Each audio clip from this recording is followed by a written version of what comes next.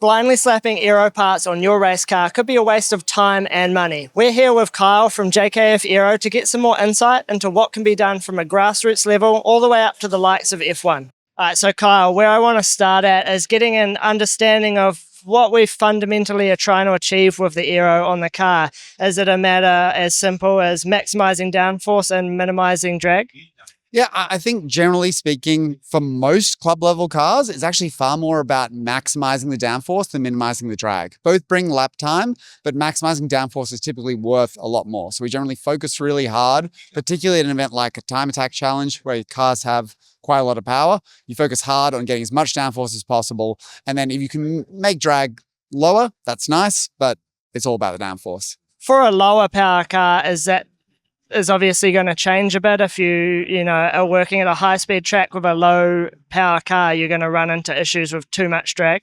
Yeah, exactly. So it's really specific. So your specific and your sensitivities are specific on the car itself. So how much power you've got, how fast it is in the corners, and then of course the track. So if we look at a track like say Le Mans or something like that, we need to get far more efficiency because the average speed is higher, you lose more on the straight. Another thing to consider too is whether you're doing a time attack or a race. In a race, you'll often prioritize drag a little bit more because your outright pace can take a bit of a hit if you have the speed to overtake.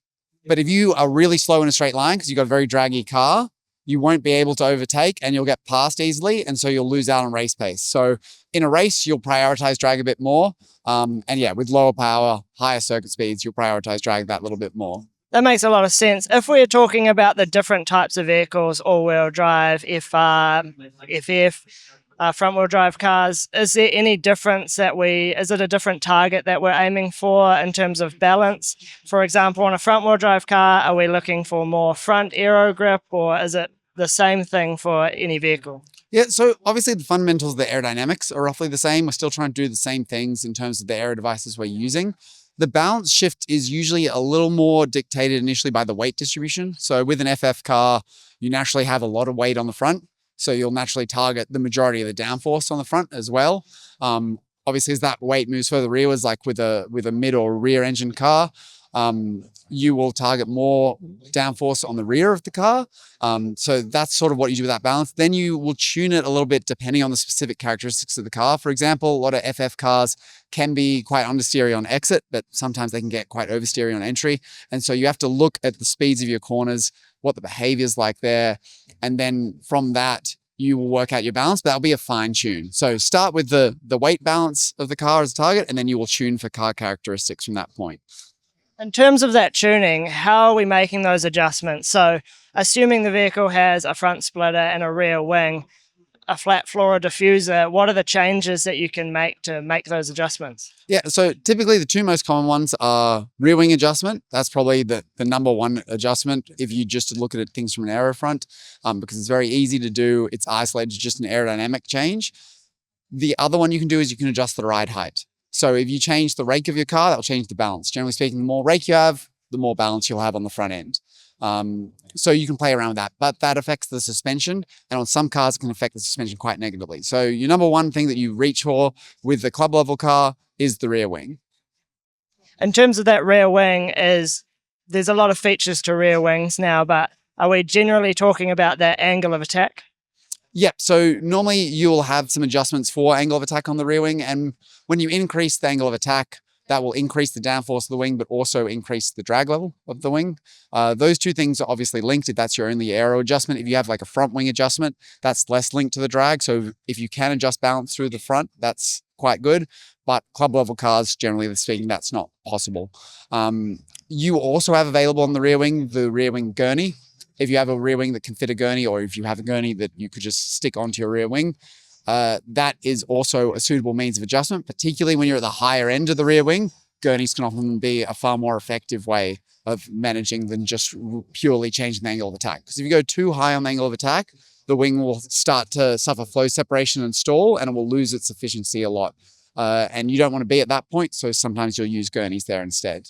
So in general, over all of the aero components on the car, you're trying to keep that airflow laminar and not stall, not introduce turbulence?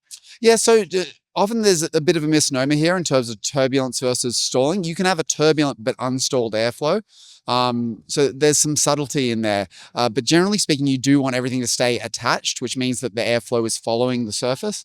That's pretty common. Any wing, you want it to stay attached, but there's some minor exceptions here in that if you get slight separations towards the end of a wing, that's generally speaking okay. It generally just means you're right on the limit of that wing. If you get a large separation, like you're separating like halfway along the wing, that's really bad. You're losing a lot of downforce there. But if just like the last 10% is separating, that's actually pretty much where you want to be for maximum downforce. Cool. So we talked about Gurney flaps just before, and I want to dive into some more of those features. Can we just explain what a Gurney flap actually does? Yeah, so Gurney flap is basically a perpendicular piece of essentially channel or something like that that you stick on the trailing edge of a wing, or you can put it on something like your boot or something like that. Basically what it does is that the theory is a little complex, but it effectively increases the length of your wing. What happens in practice is that the flat surface of the Gurney flap will cause a pressure buildup in front of it. So the wing just in front of the Gurney flap will get more pressure on it. But then it also causes the air behind it to kick up and longer for further. And that means that it would be the same as if you had like an extension on the length of the rear of the wing. So it essentially increases the power of a given wing, but because you're not increasing the angle of the wing or the curvature of the wing, it doesn't make that wing any more prone to stalling or separation. So in terms of actually tuning the Gurney flap, is that just changing the size of it? Yeah, so if you were tuning purely via Gurney, you would change size. Or like at higher ends of motorsport, you might have what's known as a GF10, which is a 10 mil Gurney flap, and then you'll swap to like a GF5 or something like that if you're going for a light thing. Or you might trim the span of the Gurney. So you might run a GF10, say, for the center span, and then go GF0 for like the outer 100, 200 mil. Again, that's a really high level form of tuning. Like I would always advocate for doing angle tuning before you tune with Gurneys. But if you are at that upper end of the angles, then technically speaking, you should just be slapping a pretty decent sized Gurney on straight away. Yeah, perfect. Moving on to some other features and something you talked about there with changing the Gurney flap in the center of the wing to the outside. Brings us to 3D wings compared to, a constant section through the whole thing. What is the main advantage of a 3D wing over a conventional straight wing? And is there any compromises that you run into there as well? Yeah, so I think the main advantage in my mind for a 3D wing is that you have different flow conditions in the center of the wing versus the sides of the wing.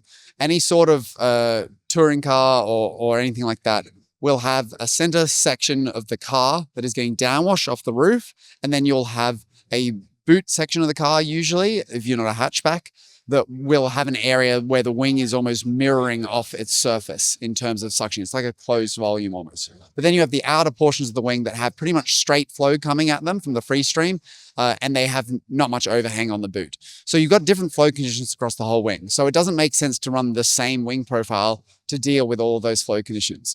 So when you go to a 3D wing shape, what it means is that you can tune that shape to match the flow conditions at various points. Now, with something like a wing that's going to go across multiple cars, like a generic wing, there's always going to be a compromise with respect to every car is slightly different.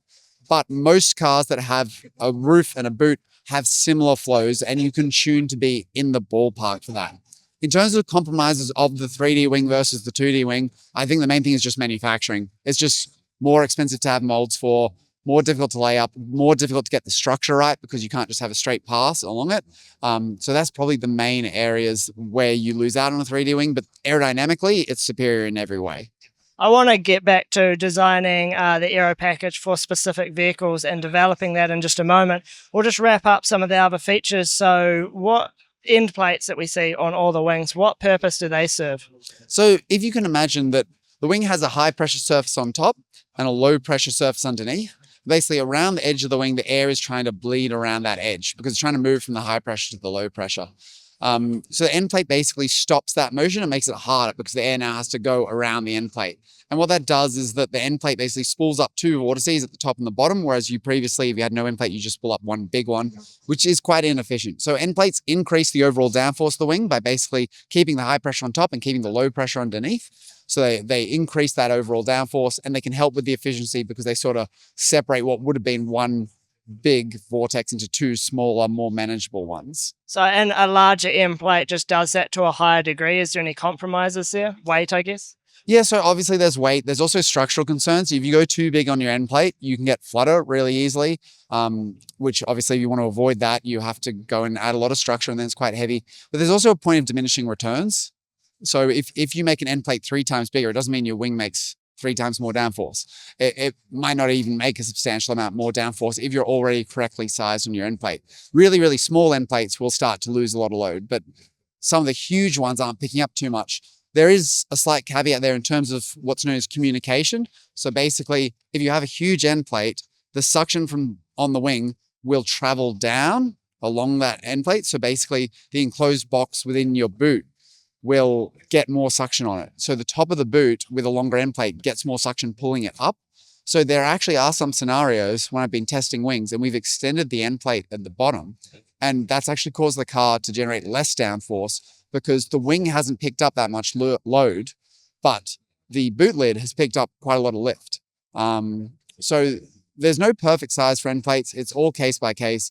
But if you're in the ballpark with a decently designed end plate, you're going to be in a good starting location. Yep.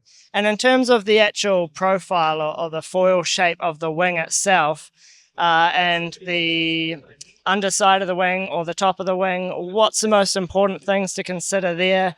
How much does the shape of that profile come into play?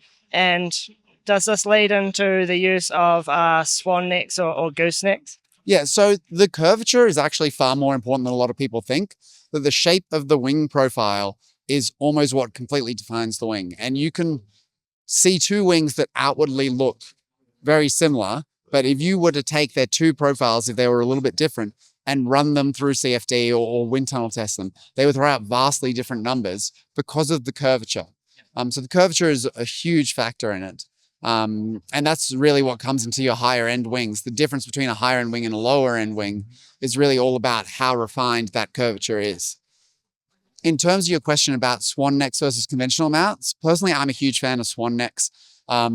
There's only very, very select scenarios where I would recommend conventional mounts, and that's because a swan neck is on the pressure side of the wing.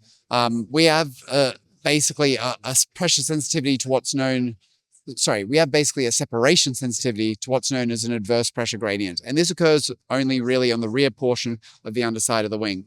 And if you put a mount there, you're basically asking for separation. I've flow-vised a lot of wings, and I have never seen an underside mount that doesn't have some degree of flow separation there. Whereas swan mounts get around that issue. Now, the only reasons you wouldn't run swan mounts are if you are making so much downforce that you can't structurally get the swans to work, or you have a rules constraint that's prohibiting that, whether that's a space box or whether that's literally the rules saying you have to be undermount. They're the only two main reasons I'd say that. Or if you're going for something like a retro aesthetic, like there's a few cars I work with where they want to get high downforce, so they have a custom aero kit, but they're a classic 90s car or an 80s car or something like that, and they want to get that older look, and the swan neck just does not work. So those are the main circumstances where you use it, but for me personally, I always default to swan necks. And finally, before we move on to testing and development and that side of things, a dual element wing or multiple elements, what purpose does that serve over a single wing that's maybe larger? Yeah, so basically, single element wings, you can never crank the curvature as hard. When you go to a multi-element wing, you basically induce fresh airflow halfway along the wing, and that allows you to push your second element much, much, much harder.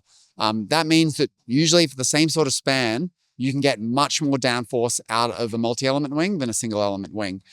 Triples are just an extension of that philosophy. They're no different, but if you're going for a higher downforce build, I would pretty much always go for a dual element, or in an extreme downforce build, I'd go for a triple element. All right, so previously we mentioned CFD or you also mentioned Flow-vis. I want to kind of cover off what's possible from a more grassroots level and then move that into the high-end professional side of things. What type of testing and development and I guess general practices can people apply when developing a vehicle and they don't have access to CFD, for example? Yeah, so I think that at a grassroots level, the trick is really to keep it simple. Generally speaking, if you aren't consulting with a professional aerodynamicist, you shouldn't be running Flow-vis on the car because it's quite difficult to interpret. So I would say that at a grassroots level, you can use something like Tuft testing is usually a little bit more straightforward to look at. And you can use that and just look at if you have a larger scale separation on a wing or on a roof or something like that, but don't read too much into the results. That can help you with tuning your wing angles and stuff like that to make sure you don't have wide scale separation. Other tests you can do is coast down testing. That's a really simple low budget test. You bring the car up to speed, you clutch it in, or you put it in neutral if you have an H pattern. And then you just see how long it takes to slow down, and you can work out your drag numbers off that. So that's another good club level technique. Beyond that, a lot of it is stopwatch and driver feel, feeling out the balance of the car, feeling out whether or not you've made more performance, and then looking a little bit at your data to see whether or not you're getting more lateral acceleration in high speed. The lateral acceleration in high speed can be quite tricky though for smaller changes. It's hard to see what's going on. So I normally default at the lowest level to going for that driver feedback and looking at the stopwatch. And if someone was just getting started adding some aero components to a club level car, is there something, you know, that they should specifically start with a wing, or is it more important that they get the basic aero of the vehicle right first, maybe look at a flat floor or something like that, or does it really need to be a whole package considered from the start? Yeah, I mean, my general guide here is to always just start with the two basic ones, which is get a front splitter on, get a rear wing on. That is, without a doubt, the fastest and cheapest way to get you a lot of lap time with aero.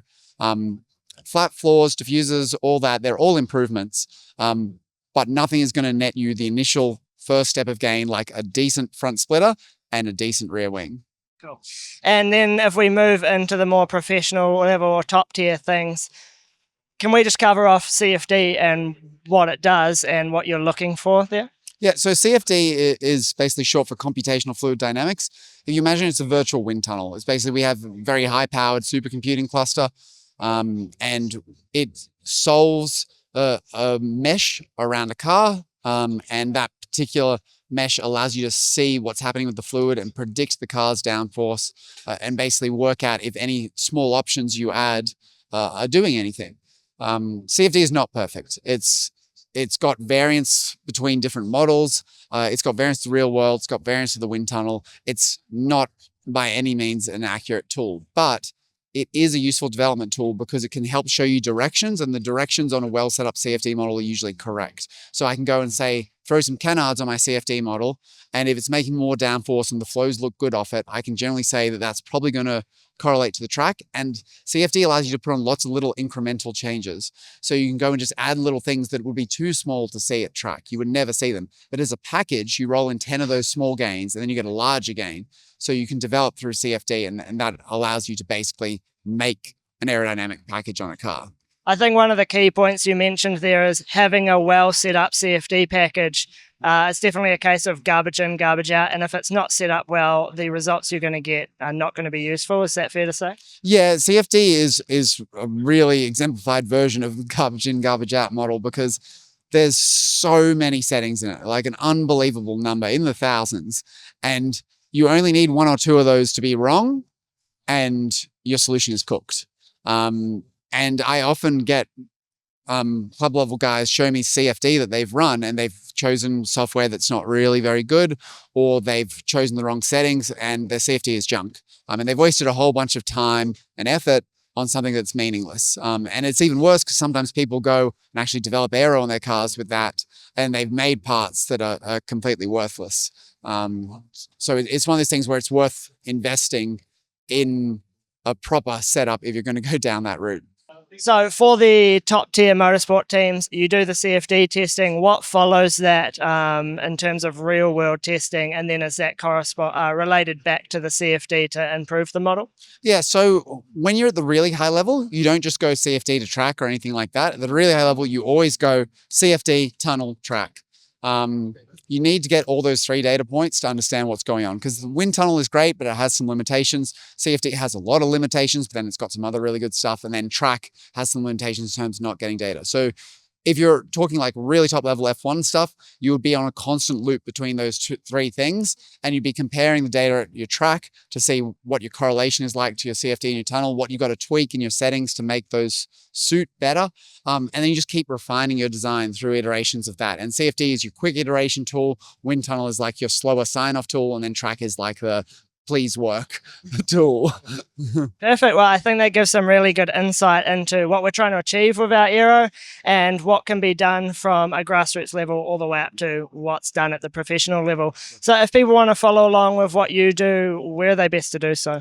Yeah, so I've got a YouTube channel, Kyle Engineers. My consulting work is done through JKF Aero, so that's jkfaero.com. And they're the main places that you can sort of find me. Perfect. Well, thanks for your time. No problem. Thank you. If you like that video, make sure you give it a thumbs up. And if you're not already a subscriber, make sure you're subscribed. We release a new video every week. And if you like free stuff, we've got a great deal for you. Click the link in the description to claim your free spot to our next live lesson.